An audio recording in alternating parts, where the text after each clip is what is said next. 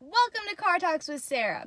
Today we're going to be talking about a play called A Streetcar Named Desire, set in 1947 downtown New Orleans. Our main character, Miss Blanche Dubois, goes to visit her sister and her sister's husband, Stella and Stanley Kowalski. Blanche had just lost their family home, Belle Reve, and had to go visit them in New Orleans because she had nowhere else to go since all of their family members had died.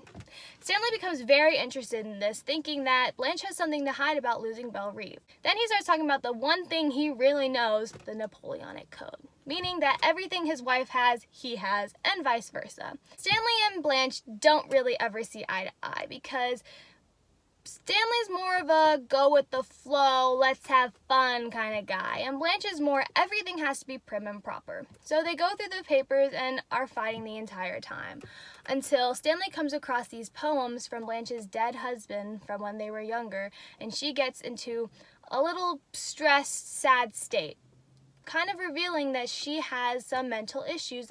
Stella takes Blanche to a play so that they don't interrupt Stanley's poker night, but they come back early, causing a lot of trouble because Stanley, who likes to have peace and quiet and who's been drinking a lot tonight, doesn't like Blanche being all over Mitch and interrupting their poker night. He causes a fight between him and Blanche, and then Stella tries to step in, then causing Stanley to implyingly punch Stella. Of course, everybody freaks out because Stella's pregnant. She then runs to her neighbor's house, Eunice, upstairs, and the boys try to take care of Stanley, get him in the shower. When he comes to his senses, he wants his wife. So he goes out and he screams for her and he screams for her, and everybody thinks she's crazy, but she goes back to him. Stupid. The next day, Blanche is comparing Stanley to a caveman. Little does she know he's listening, but she goes on and on. But Stella defends her husband and says they're having a baby. She has to stay with him. And that was only his worst side. Blanche doesn't believe this and thinks that was his best side and it's only going to get worse. But Stella won't listen to any of it. We see more signs of mental illness in Blanche when she tries to use the phone and has no idea how to use it. And Stella, of course, has to calm her down and keep her from overstressing. Later that night, Blanche has a date with Mitch. But right before the date, a newsboy comes to walk around the streets.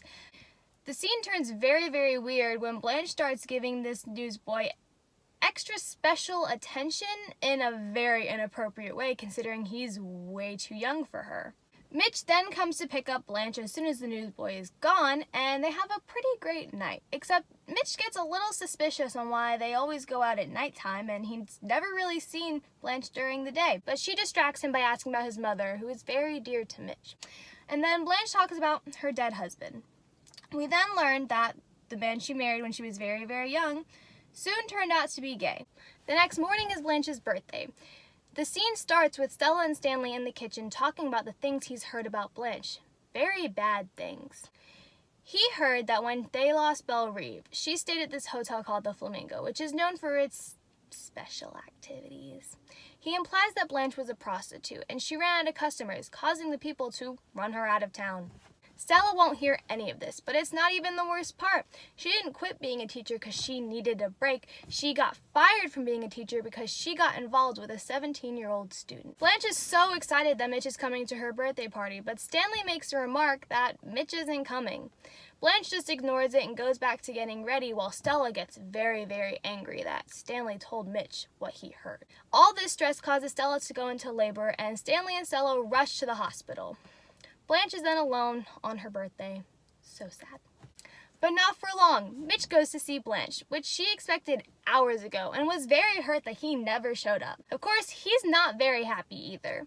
He starts questioning all of her credibility and telling her everything that he's heard. To try to make him feel bad, she tries to play a martyr, saying, "Oh, of course I did these bad things. Of course you believe these lies because Stanley told you." But we all know they're really not lies. He then rips off the lantern from one of the lights that Blanche had bought and holds it up to her face. She starts screaming and having a huge fit because nobody can see her wrinkles. She's perfect. She's pretty. She's what she imagines in her head. Mitch tries to take advantage of her, causing Blanche to go into more of a mental stress and kicking him out, while also hearing a woman singing, selling flowers.